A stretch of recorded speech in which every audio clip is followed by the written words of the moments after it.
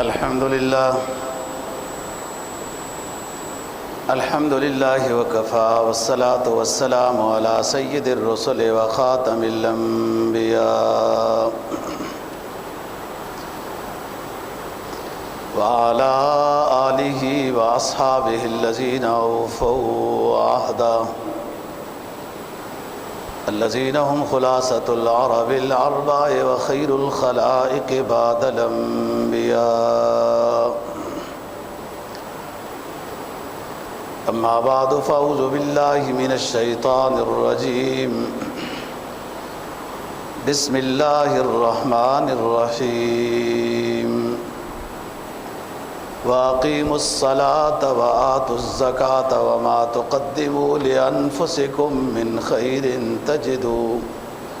تجدوه عند الله إن الله بما تعملون بصير.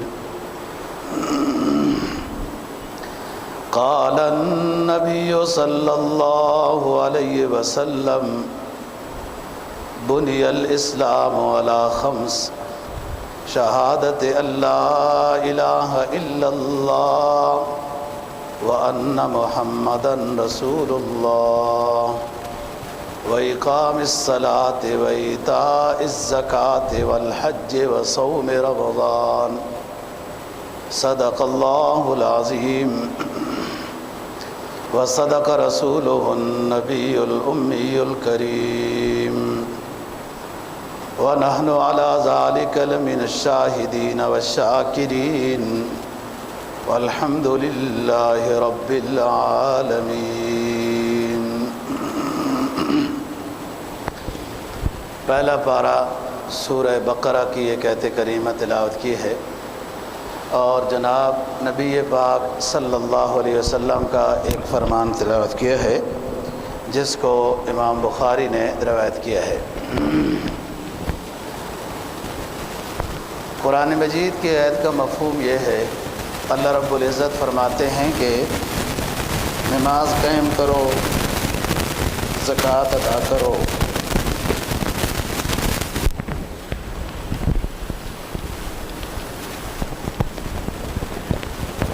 وما تقدموا لانفسکم من خیر،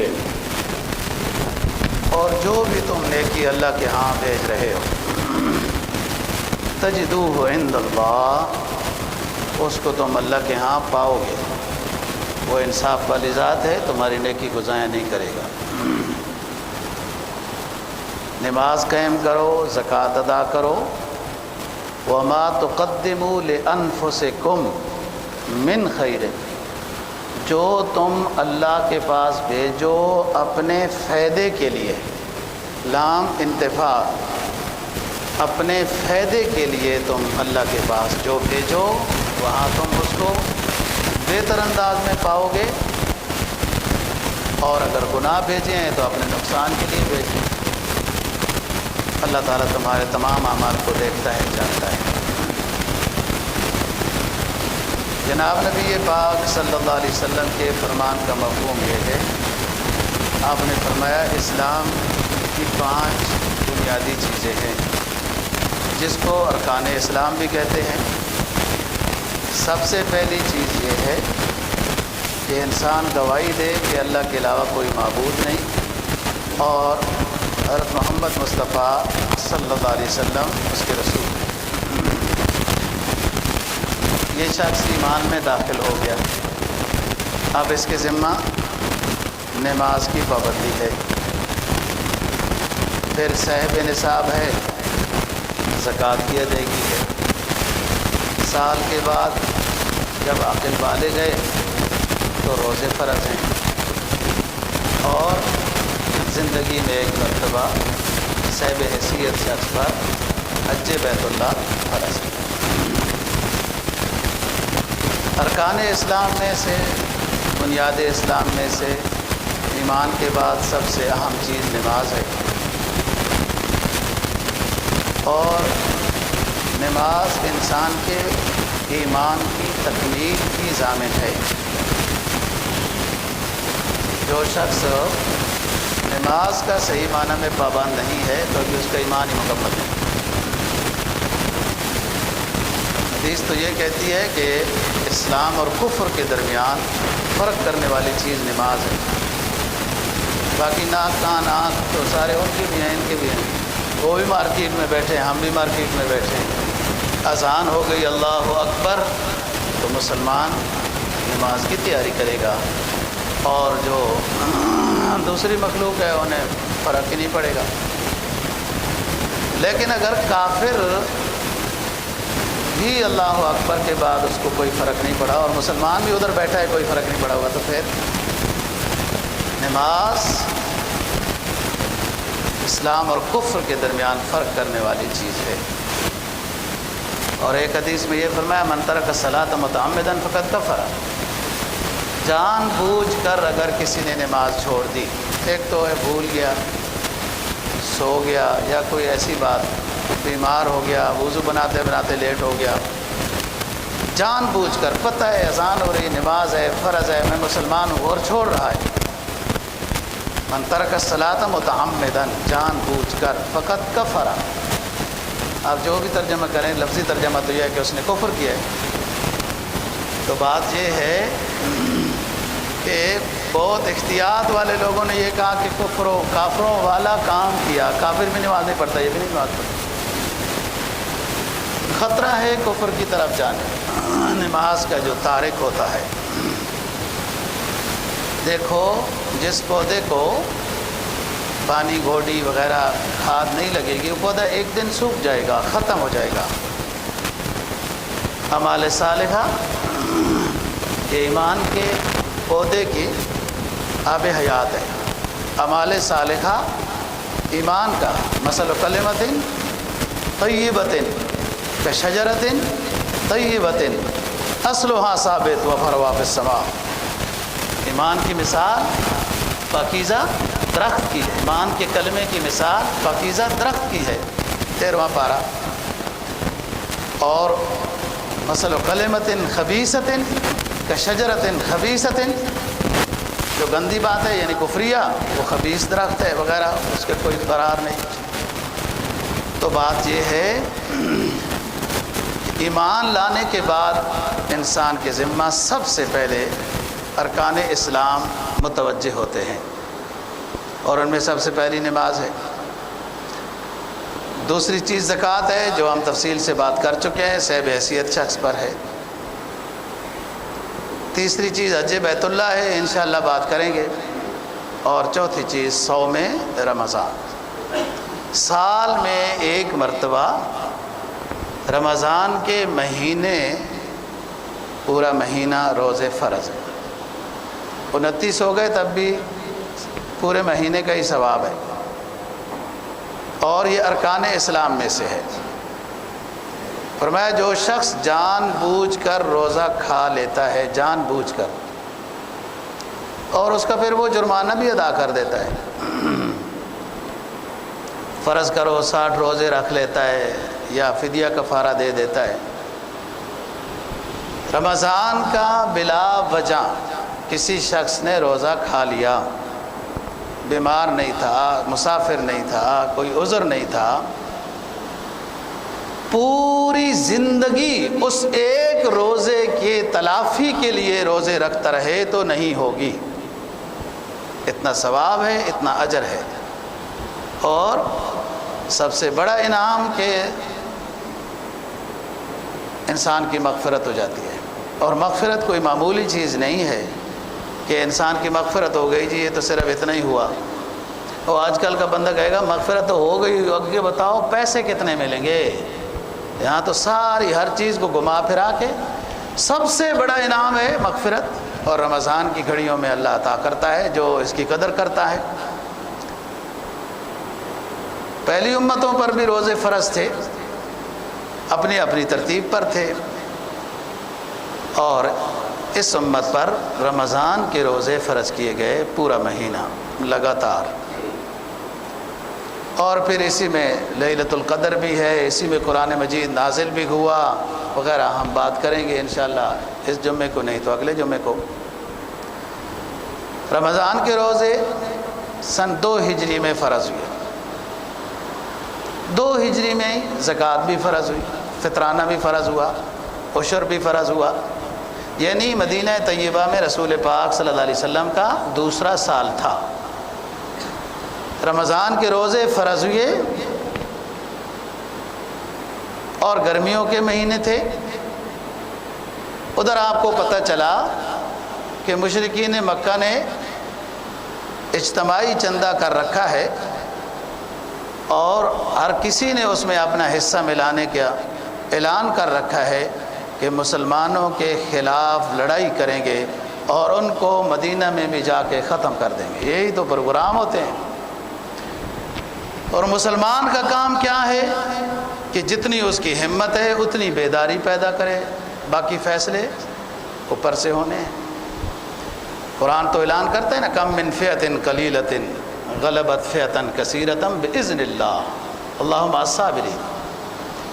کتنے قصے آپ نے سنے ہوں گے کہ بڑے تھوڑے سے لوگ تھے لیکن اللہ کی رضا کی خاطر وہ ثابت قدم رہے تو کثیر جماعت کے اوپر غالب آ گئے۔ اصل تو پاور، فل پاور وہ ایمان کی طاقت ہے نا۔ جب وہ نہ ہو تو بہت سارے میزائل، بہت ساری ٹینکیں، بہت سارا ڈھیر اسلحہ کا ہوتا رہے، وہ خود تو نہیں چلتا۔ ایمان کی پاور سب سے بڑی چیز ہے، قلت و کثرت اس کے ہاں نہیں، کوالٹی ایمان کی ہونی چاہیے۔ سن 2 ہجری میں روزے فرض ہوئے، پہلی دفعہ روزے فرض ہو رہے ہیں اور رمضان گرمیوں کا ہے۔ ادھر مشرکین مکہ نے یہ پروگرام بنا رکھا ہے۔ آپ صلی اللہ علیہ وسلم کو مخبری ہو گئی کہ ہمارے خلاف پروگرام ہو رہا ہے۔ آپ نے فرمایا ان کو مدینہ میں آ کر ہمیں ختم کرنے کی تکلیف نہیں دیتے ہیں، ہم ہی ادھر چلے جاتے ہیں۔ اسلام اس کا نام ہے، اسلام بیدار شخص کا نام ہے، غیرت کا نام ہے جی۔ اپنے گھروں میں چھپ کر لمبی چادریں تان کر سونے کا نام نہیں ہے۔ اس چیز سے ہم غافل ہوئے، زندگی میں ذلت مسلط ہو گئی۔ اذا ترکتم الجہاد فسلط اللہ علیکم الذلہ۔ جو اللہ کا فرمان، جو نبی کا فرمان ہے وہ قیامت تک کے لیے ہے۔ تم جہاد چھوڑ دو گے تمہارے اوپر ذلت مسلط کر دی جائے گی، سب کچھ ہونے کے باوجود ڈرتے رہو گے۔ تو فرمایا دوسرا، ابھی رمضان فرض ہو رہا ہے، روزے رمضان بھی گرمیوں کا، کفر نے پروگرام بنایا ہم مسلمانوں کو مدینہ میں ابھی تھوڑے تھوڑے ہیں ختم کر دیں گے۔ آپ کو پتہ چلا، آپ نے فرمایا ان کو ادھر آنے کی زحمت ہی نہ دو، چلو ہم بھی چلتے ہیں۔ مقام بدر ہے، جنہوں نے دیکھا ہے، بڑا میدان ہے، وہاں پر جنگ ہوئی۔ اور یہ رمضان کے روزوں میں، ہم سے تو صرف روزہ اور وہ بھی ٹھنڈی چھاؤں میں، ایسی کی فضاؤں میں، پھر بھی ہم سے روزہ نہیں ہوتا۔ اور ادھر دیکھو، دل کی قوت، ایمان کی قوت کے ساتھ سارے اعمال سر انجام ہوتے ہیں۔ دل کی قوت، ایمان کی قوت کے ساتھ، روحانیت کی قوت کے ساتھ، نہ پیاس لگتی ہے نہ بھوک لگتی ہے جب ایمان قوی ہوتا ہے تو میدان جنگ میں کیسے وہ جیتے؟ ہم مسلمان وہ رہ گئے کہ بس ان کی داستانیں ہی سنتے سناتے رہیں، ایسا ایمان بنانے کی فکر ہی نہیں ہے۔ لگاتا تھا میں جب نعرہ تو خیبر ٹوٹ جاتا تھا، حکم دیتا تھا سمندر کو وہ رستے چھوڑ دیتا تھا۔ وہ ایمان کے در کیا ہے؟ اللہ وہی ہے، اللہ میں تبدیلی نہیں، اس کے مدد کے فیصلوں میں کوئی تبدیلی نہیں۔ لا تبدیل لکلمات اللہ، سنت اللہ ہے، لا تبدیل لکلمات اللہ، لا تبدیل سنت اللہ۔ وہی اللہ ہے نا جس نے ابراہیم علیہ السلام کو آگ سے نجات دی اور آگ کو گلزار بنا دیا۔ آگ کی جو ماہیت ہے حکم الہی سے بدل گئی۔ ماہیت اس کی تو یہ ہے نا کہ جلا دے۔ کنویں سے یوسف علیہ السلام کو بچایا، بھائیوں نے غلام بنا کے بیچا، قدرت نے اس کو ملک کا بادشاہ بنا دیا۔ یہ وہی اللہ ہے، اللہ کی قدرت، اس کی صفات اس کے فیصلوں میں کوئی تبدیلی نہیں ہے، دینے والے کو گلہ ہے، کوئی گداگر ہی نہیں ہے۔ ہم تو مائل بکرم ہیں، کوئی سائل ہی نہیں، دینے والے کو گلہ ہے، کوئی گداگر ہی نہیں، ایسا ایمان والا نہیں، ایسا مانگنے والا نہیں ہے۔ تو بات یہ ہے رمضان کے روزے سن 2 ہجری میں فرض ہوئے اور یہ رکن اسلام ہے، تو اس میں کمزوری، حیوانی کمزوری مطلوب ہے۔ روزوں سے روحانی قوت، رحمانی قوت، نورانی قوت عطا کی جاتی ہے، ایمان مضبوط ہوتا ہے۔ قوت حیوانیہ جو انسان کہتا ہے نا میں کمزور ہو گیا، وہ جو گڑبڑ قوت ہوتی ہے وہ کمزور ہوتی ہے، اس کو کمزور کرنا ہی مطلوب ہے۔ وہ صوفیاء جو چلے اپنے مریدوں سے کراتے تھے نفس کشی، وہ تو یہی تھی۔ وہ نفس کشی کیا ہے؟ یہ جو نفس، یہ سب سے بڑا دشمن ہے ہمارا، جس کو ہم پال رہے ہیں۔ شیطان کو لان تان تو بہت ہوتی ہے، وہ دوسرے نمبر کا دشمن ہے۔ سب سے پہلا دشمن انسان کا اپنا نفس ہے، جو ہر طرح، ہر زاویے سے انسان کو گمراہ کرتا ہے۔ یہ کسی کو معاف نہیں کرتا، نفس تو ہر کسی کے ساتھ ہے۔ شیطان تو بعض دفعہ کچھ کلمات پڑھو تو بھاگ بھی جاتا ہے، مغلوب بھی ہو جاتا ہے۔ نفس تو پاس ہی ہے جس کو پالا جا رہا ہے۔ تو جو حیوانی قوت ہے، نفسانی قوت ہے، وہ روزے سے، مجاہدے سے کمزور ہوتی ہے، اور یہی مطلوب شریعت ہے۔ یہی مطلوب شریعت ہے کہ شیطانی قوت کے کمزوری سے روحانی قوت پروان چڑھے گی۔ جب دیکھو نا دوسری قوت غالب کرنی ہے تو ایک قوت کو کمزور عدم اعتماد لانا پڑے گا نا۔ ایک قوت کمزور کرو گے تو دوسری قوت اوپر چڑھے گی۔ شیطانی قوت کو کمزور کرنا ہوگا تو روحانی قوت اوپر آئے گی، ورنہ اس کو عروج کیسے ملے گا؟ جب مقابلہ ہو تو اس کے پاس کوئی طاقت ہونی چاہیے نا جو غالب آئے۔ تو روحانی قوت کو طاقت دینے کے لیے، غالب کرنے کے لیے اللہ نے روزے فرض کیے اور شیطانی قوت کو کمزور کیا، نفسانی قوت کو کمزور کرنے کے لیے لعلکم تتقون۔ ہم یہ اس لیے کرتے ہیں کہ تم پرہیزگار بن جاؤ۔ دیکھو ایک تو پرہیزگاری یہ ہے کہ سب کچھ ہے، طاقت بھی ہے، اسباب مہیا ہیں، گناہوں سے بچ رہا ہے، یہ بھی بڑی بات ہے نا، اونچی بات ہے نا۔ اور ایک ہے یہ بندہ باز نہیں آتا، گڑبڑ کرتا رہتا ہے، کبھی سوچتا ہے گناہ نہیں کروں گا پھر کر دیتا ہے، کبھی سوچتا ہے غلط چیزیں نہیں دیکھوں گا، غلط نہیں بولوں گا، غلط چیز نہیں سنوں گا، پھر کر دیتا ہے۔ تو اس کا علاج پھر یہ ہے کہ لعلکم تتقون، روزے پابندی سے رکھو نا تاکہ اس خواہش کو کمزور کیا جائے۔ اب بہت سارے لوگ ہیں جو ہوتے ہی نیک ہیں، ان کی تو خواہش بری ہوتی ہی نہیں ہے، پھر ان پر بھی روزے فرض۔ جی اس راستے میں بڑی منازل ہیں، اس راستے میں بڑی منازل ہیں۔ آپ نے قوت حیوانیہ کو مغلوب کر کے ایک مقام حاصل کیا ہے، وہ مقام تقویٰ ہے۔ آپ تو پہلے سے ہی نیک تھے، نفسانی خواہشات مغلوب تھی، پھر روزے کیوں؟ مقام تقویٰ سے اونچا مقام احسان ہے، وغیرہ وغیرہ۔ جو جیسے آسان مثال ہے اہدنا الصراط المستقیم، ہر پیغمبر بھی یہ دعا مانگ رہا ہے، نبی پاک صلی اللہ علیہ وسلم بھی یہ دعا مانگ رہے ہیں نا جی اہدنا الصراط المستقیم، ہر نمازی ہر وقت مانگ رہا ہے۔ کسی نے 50 سال نمازیں پڑھی، 60 سال نمازیں پڑھی، اہدنا الصراط المستقیم، اے اللہ سیدھا راستہ دکھا، سیدھے راستے پہ چلا، تو ابھی تک نہیں ملا۔ اولیاء بھی اہدنا الصراط المستقیم کہہ رہے ہیں، صحابہ بھی کہہ رہے ہیں، اہل بیت بھی کہہ رہے ہیں اہدنا الصراط المستقیم، ابھی تک صراط مستقیم نہیں ملا۔ سمجھنے کی بات ہے، ہدایت کے درجے ہیں۔ اگر انبیاء علیہ السلام بھی ایک مقام پہ پہنچے ہیں تو اس معرفت کے راستے میں حد نہیں ہے، یہ منازل بہت اونچے ہیں۔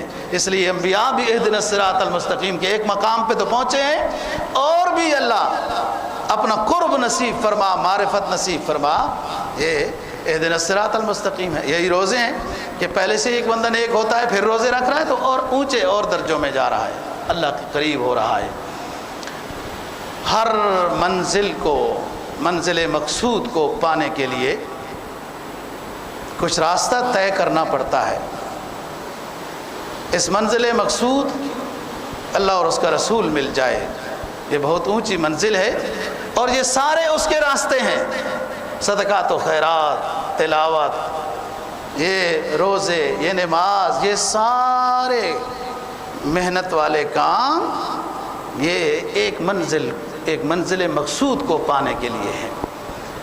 اور پھر اس میں کئی دفعہ بات ہوتی ہے، کسی کا قلبی رجحان تلاوت کا زیادہ ہوتا ہے، فرائض کی ادائیگی کے بعد نفل کا زیادہ ہوتا ہے، ٹھیک ہے، اس لیے تو کئی چیزیں سامنے رکھ دی ہیں نا، ایک پر ہی نہیں رکھا، مزاج طبائع مختلف ہیں۔ ایک طبیعت ہے ذکر اذکار میں زیادہ وقت اس کا دل چاہتا ہے خرچ کرنے کا، ایک تلاوت کا، ایک نفل کا، ایک صدقات خیرات، اور یہ سب نفلی عبادت ہے جس میں جو دل لگے جس کا اس کے اپنا مقام پیدا کرے۔ تو فرمایا بنی الاسلام علی خمس، شہادت اللہ الہ الا اللہ، اس میں 100 رمضان ہے اور پورا مہینہ روزے ہیں، سن 2 ہجری میں فرض ہوئے، اور 2 ہجری میں فرض بھی اور گرمیوں کے روزے ہیں، اور ساتھ جہاد کا بھی حکم ہو گیا ہے، ساتھ جہاد کا بھی۔ آج جناب ہندی کی چندی لگی رہتی ہے، وہ روزے یوں ہو گئے تو فلان یہ ہو گیا تو حج یہ ہو گیا تو اس طرح ہو گیا، فضول بندے ہیں۔ بھائی تمہارا جو اپنا شعبہ ہے تم تو اس میں بھی ناقص ہو، قرآن حدیث پڑھا نہیں ہے، اس کے بارے میں بن گئے ہو بحث مباحثہ۔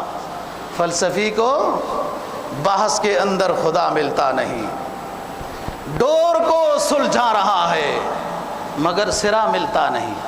آپ نے سبق ہی نہیں پڑھے، آپ کو پتہ ہی نہیں ہے قرآن حدیث کیا ہوتا ہے، ایسے ہی فضول باتوں میں لوگ وہ چیز ضرورت نہیں، وہ چیز ضرورت ہے۔ بحث مباحثے سے فائدہ نہیں ہے، عمل سے فائدہ ہے، اور وہ جو حکم ہے سر تسلیم خم ہے۔ ادھر ابھی روزے فرض ہوئے، ہدایات ہو رہی ہے، ادھر روزوں کے اندر جہاد فرض ہو گیا، نکلو بھائی نام لکھواؤ۔ کسی صحابی نے تو یہ نہیں کہا حضرت صاحب کوئی بات سمجھ ہی نہیں ہے، سمجھنے کی ہے ہی نہیں، سمجھ ہی نہیں آ رہی، ابھی روزے فرض ہوئے، کھانا پینا بند ہو گیا، ادھر آپ نے حکم فرمایا چلو نکلو جہاد کے لیے، ایک نے حیل و حجت نہیں کی۔ یہ تو پھر بھی ایک بات تھی جب غزوہ احد سے آپ واپس آئے، غزوہ احد سے 70 کے لگ بھگ حضرات صحابہ رضی اللہ عنہم شہید ہوئے، جس میں حضرت حمزہ رضی اللہ عنہ، جس میں آپ کے بھی زخم لگے، دان مبارک شہید ہوئے وغیرہ، بہت صحابہ زخمی ہوئے، واپس آ گئے، جنگ ختم ہو گئی، مدینہ میں واپس آ گئے۔ آپ نے بھی اپنے کپڑے اتارنا چاہے، جبرائیل علیہ السلام آ گئے کہ اللہ کے رسول فرشتوں کو تو ابھی جنگی لباس اتارنے کا حکم نہیں ہوا، آپ جنگی لباس اتار رہے ہیں، ابھی جہاد کرنا ہے، بنو قریظہ نے نقض عہد کیا ہے، ان کے خلاف جہاد کرنا ہے، لباس نہ اتاریے جنگی زرہ وغیرہ، زخمی بھی ہیں آپ صلی اللہ علیہ وسلم، وہ پھر دانت صحیح نہیں تو اس کو نکال دیا گیا وغیرہ۔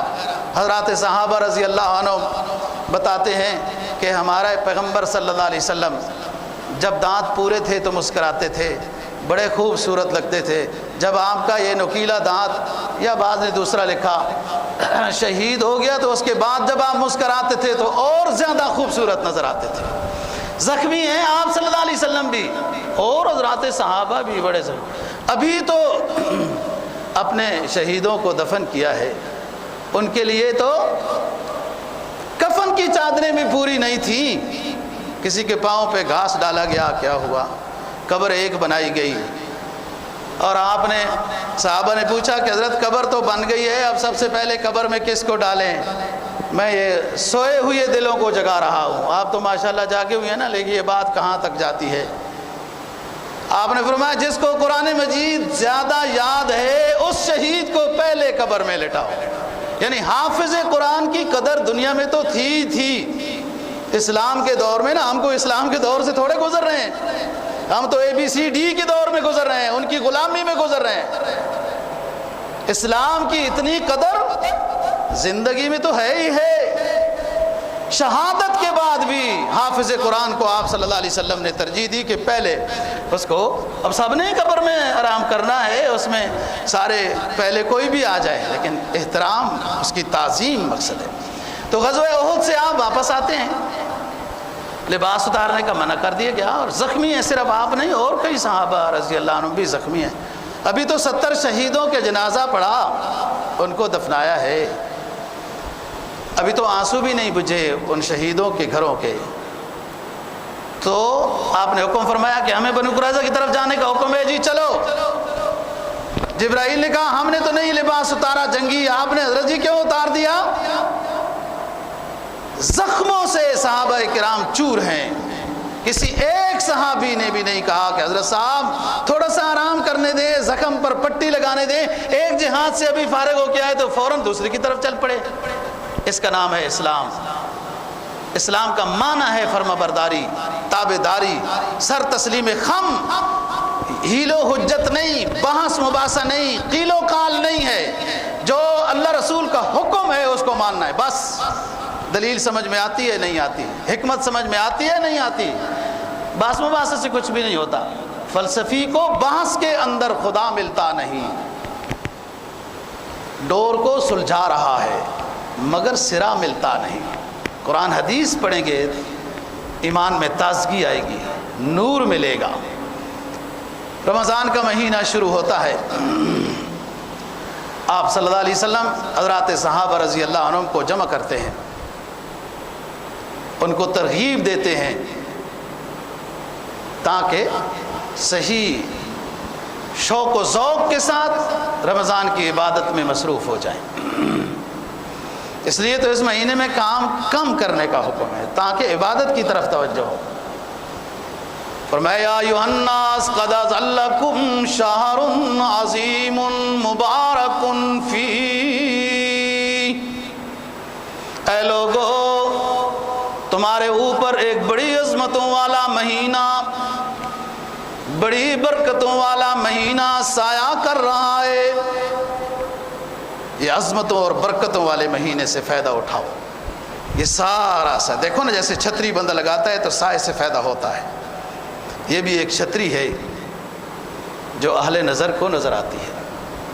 جس کی نظر ہی نہ ہو تو پھر کیسے نظر آئے گی اللہ کی راہ؟ کہتے ہیں جی لیلۃ القدر فلانے کو نظر آئی، فلانے نے پا لی، وہ اس مقام اور اس کوالٹی میں تھے نا کہ انہیں ان کے اثرات نظر آ گئے۔ یہ ہم نے یہ کوالٹی بنائی نہیں تو کیسے نظر آئیں گے؟ فرمایا اس کے اندر ایک رات آ رہی ہے جو خیر من الف شہر۔ ہم نے کتنی راتیں بیداری میں گزاری نا جی، فضول بات چیت میں گزار دی، بعضوں نے گناہوں میں گزار دی۔ وہ بہت کم لوگ ہیں جو اللہ والے کہتے ہیں نا سحرت لیالیا لا نوم فی،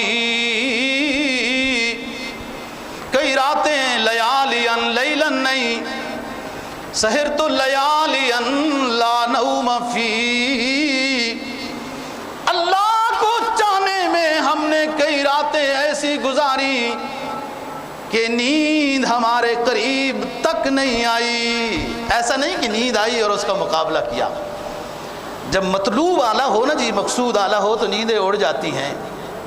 کسی کو بڑی مدت کے بعد یہ کوئی اس کی خاص چیز جب ملی ہو تو وہ سو جائے گا ملنے کے بعد۔ قد ظلکم شہر عظیم فیہ لیلۃ خیر من الف شہر۔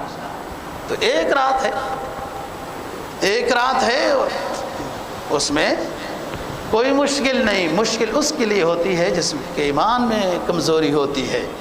عبادت ہر اس کے لیے مشکل ہے جس کے ایمان کی پونجی کمزور ہے۔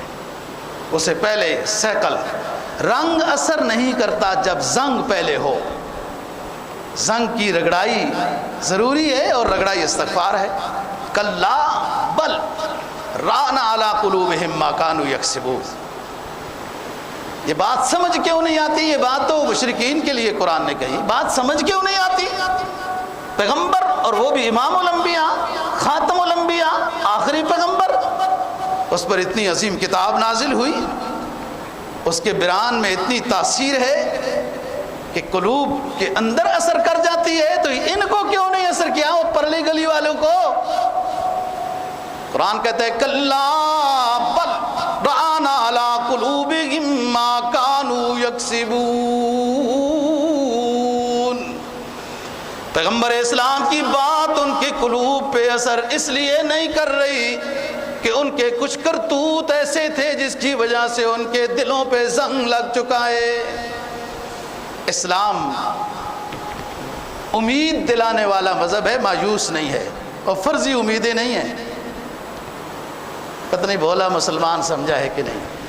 فرضی امیدیں نہیں ہیں، حقیقی امیدیں ہیں، بناوٹی باتیں نہیں ہیں، یہ حقیقت ہے۔ اب ایک بندے کے دل پہ زنگ لگا ہوا ہے، اسلام کہے جاؤ کچھ بھی نہیں ہوتا، نہیں، استغفر اللہ کثرت سے کریں زنگ اتر جائے گا، تلاوت کثرت سے کریں زنگ اتر جائے گا، جس کو دکھ پہنچایا ہے اس سے معذرت کریں، فوراً قلب پہ ایمانی جھونکا آئے گا۔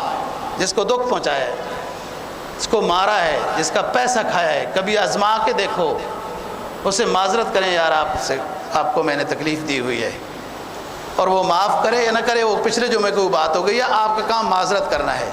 اس کے بعد آپ اپنے قلب پہ ایمانی جھونکا دیکھیں۔ علامہ مجذوب کیا کہتے ہیں؟ دل پر جب ان کا کرم دیکھتا ہوں تو دل کو باز جام جم دیکھتا ہوں۔ ایک گناہ ہے آپ کے سامنے، کرنا چاہیں تو کر سکتے ہیں، صرف اس لیے وہ گناہ نہیں کرتے کہ اللہ اور اس کے رسول نے منع کیا ہوا ہے، اس گناہ سے بچ جائیں۔ چند لمحوں کے بعد اپنے ایمان کا جائزہ لیں، آپ کو اپنے ایمان کا ذائقہ محسوس ہوگا۔ گناہ سے بچے کیوں؟ صرف اللہ اور اس کے رسول کے ڈر کی وجہ سے، ورنہ تو کر سکتے تھے۔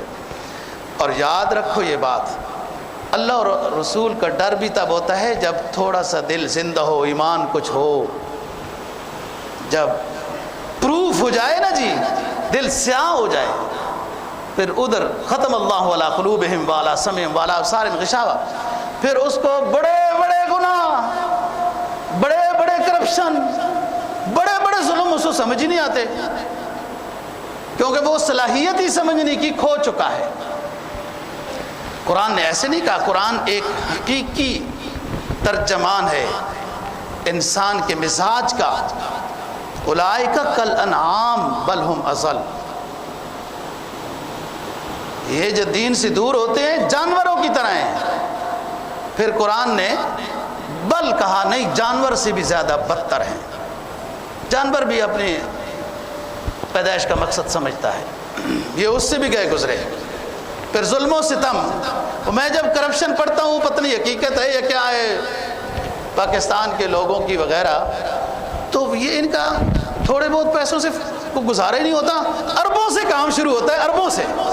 خدا خوف، خدا خوف، یہ کیا سمجھتے ہیں یہ زندگی میں ہمیشہ کے لیے آئے ہیں، یہ تو جائے گی۔ تو فرمایا اس میں ایک رات ہے جس میں 1000 کے مہینے سے بہتر ہے، اور فرمایا اس میں کوئی نفل کرے تو فرض کا ثواب ملے گا، اور ایک فرض ادا کرے تو 70 گنا فرض کا ثواب ملے گا۔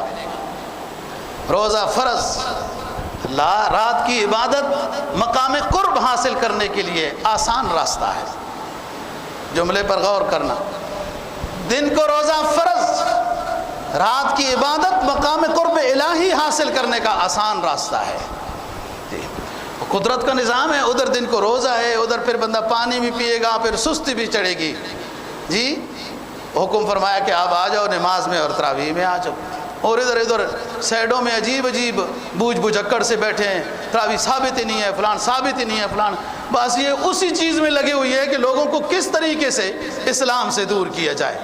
یہ آج کا 14ویں صدی کا یہ زیادہ اسلام سمجھا ہے، اور جس کی رائے پہ اللہ قرآن نازل کر دے حضرت عمر فاروق، اس کا فتوے پر نہیں سمجھ آتا ہے ان کو۔ جو رائے دے نبی کو قرآن بن کے اترے ہیں، ایک شخص ہے، ویسے تو پوری امت کی ہدایت کے لیے نبی پاک صلی اللہ علیہ وسلم دعا مانگتے رہے نا جی، ایک شخص ہے جس کا خلاف کعبہ پکڑ کے جس کے لیے دعائے اسلام کی ایمان کی دعا مانگی جاتی رہی، وہ ایسی معمولی بات ہے؟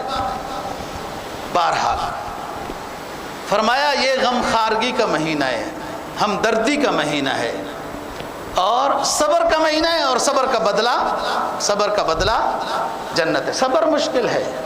صبر عربی زبان میں ایلوے کو کہتے ہیں، تنبے کو۔ جس طریقے سے تنبا اور ایلوا کھانا بڑا مشکل ہوتا ہے، کہ بہت کڑوا ہوتا ہے، ایسے ہی صبر بھی بہت کڑوا ہوتا ہے اور اس کا بدل جنت ہے۔ فرمایا صبر جو کرتا ہے یہ صبر کا مہینہ ہے اور صبر کا بدلہ جنت ہے۔ فرمایا جو شخص کسی روزے دار کو روزہ افطار کراتا ہے، روزہ افطار کرانے والے کو 3 انعام ملتے ہیں۔ ایک تو جہنم سے آزادی، نمبر 2 مغفرت ہو جاتی ہے، نمبر 3 جس بندے کو روزہ افطار کرایا اس کو جتنا ثواب ملے گا اس کو بھی اتنا ثواب ملے گا، اور اس کے ثواب میں کمی نہیں ہوگی۔ ایک صحابی نے عرض کیا حضور ہم تو بعض ہمارے میں سے بڑے غریب ہیں، ہم تو روزہ افطار ہی نہیں کرا سکتے۔ بعض دعا والے مولوی صاحبان نے بڑی شرطیں لگائی ہوتی ہیں، دعا میں دسترخوان پہ چیزیں سج جاتی ہیں، اس میں جلیبی بھی ہونی چاہیے، نمکین بھی ہونی چاہیے، دودھ بھی ہونا چاہیے، انڈا بھی ہونا چاہیے، حلوہ بھی ہونا چاہیے، سالن بھی ہونا چاہیے، نان ایک چیز کبھی ہو تو مولوی صاحب بھگا دیتے ہیں، وہ جاؤ جی دعا کیسے قبول ہوگی، یہ فلانی چیز دسترخوان پہ کمی ہے۔ اسلام اس چیز کا نام نہیں ہے، یہ ہمارا اپنا ہی کوئی نظام ہے۔ آپ لوگ مولویوں کو ویسے صحیح خوش نہیں رکھتے ہو، تو انہوں نے بھی پھر آپ کا صحیح بندوبست کیا ہے کہ تمہاری دعا ہی قبول نہیں ہوگی جب تک یہ شرطیں پوری نہیں کرو گے۔ خود ہی خیال کیا کرو، آپ نے تو جناب بڑے اعلیٰ اعلیٰ کپڑے بناتے ہو، بڑے اعلیٰ اعلیٰ بوٹ لیتے ہو، پھر تمہارے چوری بھی ہو جاتے ہیں، تو جب اپنے کپڑے اپنے بوٹ لیتے ہو اس وقت آپ نے مولوی صاحب کے بھی لیا کرو، پھر آپ کو اتنی شرطیں سخت نہیں برداشت کرنی پڑیں گی دعا میں، اس وقت دوڑ دوڑ کے جاتے ہیں، فٹافٹ سکوٹر پہ بھگاتے ہیں کہ وہ نمکین سیویاں نہیں ہیں اس میں، دعا رک جائے گی۔ اسلام کی ایسی کوئی بات نہیں ہے، یہ ہماری اپنی ایجاد کردہ چیزیں ہیں۔ جی ایک صحابی نے عرض کیا حضور ہم تو بعض ہم میں سے غریب ہیں، ہم روزہ دار کو کیسے افطار کرائیں گے؟ اب جواب سنیے، اور یہ مطلب ہے رحمت للعالمین کا۔ بعض بدھو رحمت للعالمین کا مطلب بھی غلط سمجھے کہ جو کچھ بھی اسلام کے خلاف کرتے رہو، حضرت جی آپ صلی اللہ علیہ وسلم تو رحمت للعالمین ہے، یہ نہیں اپنی طرف سے تشریح نہ کریں۔ یہاں دیکھیں آپ نے فرمایا نہیں شربت ماء او علی تمر ومزقۃ لبن، غریب سے غریب تر شخص اگر اس نے بھی ایک کھجور کی کسی کو افطاری کرا دی، یا لسی کے ایک گھونٹ سے، دودھ کے ایک گھونٹ سے کسی کو افطاری کرا دی، یا پانی پلا دیا، تب بھی رب العالمین وہ اتنا مہربان ہے کہ افطاری کرانے والے کو جتنا جو خوب رج کے سرابیوں کے ساتھ جس نے افطاریاں کرائی ہیں جتنا اسے عطا کرے گا، اس غریب کو ایک کھجور کی افطاری کرانے پہ اتنا انعام عطا کرے گا۔ یہ رحمت للعالمین ہے کہ اسلام میں ہر کسی کا خیال کیا، صرف وڈیروں کا خیال نہیں کیا۔ اسلام نے ہر کسی کا کہ بڑا تو بڑے بڑے صدقات و خیرات دے گا تو یہ غریب کدھر جائے گا بیچارہ؟ تو اس کو فرمائے پانی پلا دے کسی کو اپنی توفیق کے ساتھ۔ غم خارگی کا مہینہ بھی بتایا نا، غم خارگی کچھ نہیں کر سکتے آپ، دعا تو کر سکتے ہیں، پھر بھی عطا کرے گا۔ اور دوسرا کیا؟ ہمدردی کا مہینہ، ہمدردی کا، دوسرے کا خیال کرنا۔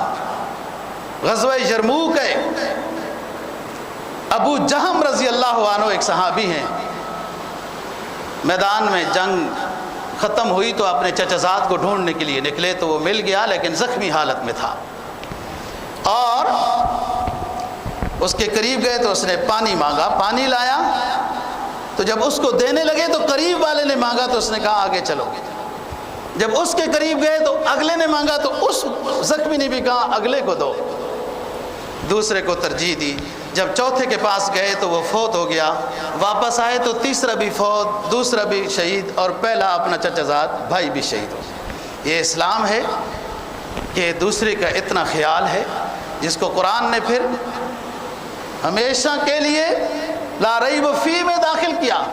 فرمایا وَيُؤْثِرُونَ عَلَىٰ أَنفُسِهِمْ وَلَوْ كَانَ بِهِمْ خَصَاصَةٌ. میرے پیغمبر کی یہ مبارک جماعت اتنی اونچی جماعت ہے، موت اور شہادت کو قبول کر لیتے ہیں مگر دوسرے کو اپنے اوپر ترجیح دیتے ہیں. فرمایا اس مہینے میں 4 کام بڑے لازمی ہیں. 2 تو یہ ہیں کہ جن کے بغیر چھٹکارا نہیں ہے.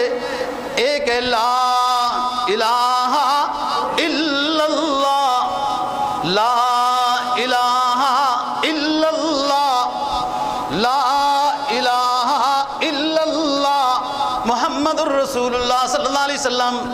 اس مہینے میں کلمہ طیبہ کا ورد زیادہ ہونا چاہیے. یہ سیکل کرتا ہے، یہ زنگ اتارتا ہے، گند نکالتا ہے، پھر اللہ کی نورانیت دل میں گھر کرتی ہے. اور دوسری چیز استغفر اللہ ربی من کل ذنب. میرے ساتھ پڑھیے استغفر اللہ ربی من کل ذنب اذنبتہ عمدا او خطا سرا او علانیۃ استغفر اللہ ربی من کل ذنب. اگر یاد نہ ہو تو یہ ہے اسلام کا رحمت للعالمین ہونا. صرف یہ کہتے رہو استغفر اللہ استغفر اللہ استغفر اللہ. جس ذات سے اپنے گناہوں کی معافی چاہتے ہو وہ علیم بذات الصدور ہے، وہ جانتا ہے تم کیا مانگنا چاہ رہے ہو. اور 2 چیزوں اور ہیں. ایک سے بچنے کی دعا مانگنی ہے کہ اللہ جہنم سے بچا، جہنم سے بچا. اللہم انی اسألک رضاک والجنہ، اللہم انی اعوذ بک من سخطک والنار. اے اللہ جنت الفردوس عطا فرما، جنت الفردوس عطا فرما، اپنے فضل سے عطا فرما. ہماری کوئی عبادت نہیں، بس ہم حکم کی اتباع میں ہے، اور اللہ کے فضل سے امید ہے کہ ہمارے روزے عبادت صدقہ خیرات اللہ قبول فرمائے گا. پہلا حصہ رحمت ہے، دوسرا حصہ مغفرت ہے، تیسرا عشرہ جہنم سے آزادی کا ہے. یہ اپنے اپنے اعمال کی کوالٹی کا عشرہ ہے. جو پہلے سے لے کے اس کا شروع کا ہی حصہ رحمت کے نزول کا ہوتا ہے. جو گناہگار ہوتا ہے تھوڑی دیر بعد 10 روزوں کے بعد مغفرت کا اعلان، یعنی اس میں کوئی محروم نہیں ہے. اللہ پاک ہم سب کو ان خوش نصیبوں میں شمار فرمائے جن کی اس رمضان میں مغفرت ہو جائے. اللہ دین کی سمجھ اور عمل کی توفیق نصیب فرمائے. وآخر دعوانا